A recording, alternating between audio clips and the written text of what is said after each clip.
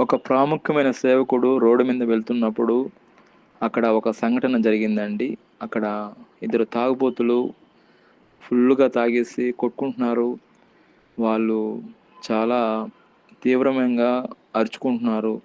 కానీ ఆ సేవకుడు అదే రోడ్డున ఎళ్తున్నప్పుడు వాళ్ళిద్దరూ గూడా ఈ సేవకుడిని చూసినప్పుడు వాళ్ళలో ఒక మార్పనేది వాళ్ళు చూసారండి అక్కడ. వాళ్ళలో తనంతట తానే వాళ్ళంతట వారే వాళ్ళు ఏడవడం స్టార్ట్ చేశారండి. ఏడవటం స్టార్ట్ చేశారు. స్టార్ట్ చేసిన వెంటనే సేవకుడు ఎవరో గూడా వాళ్ళకి తెలీదండి. కానీ సేవకుడని గూడా వాళ్ళకి తెలీదు. కానీ వాళ్ళు ముఖము ముఖంలో ఏడుపు స్టార్ట్ చేశారు. వాళ్ళు వాళ్ళంతట వాళ్ళే పాపాలను ఒప్పుకున్నారండి.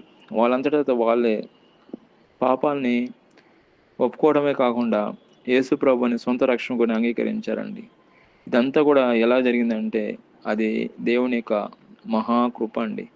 దేవుని కృప సేవకుడి ద్వారా పనిచేసిందండి. దేవుడు అద్భుత రీతిగా కృప ద్వారా పనిచేసి వాళ్ళ జీవితాలను మార్చాడు.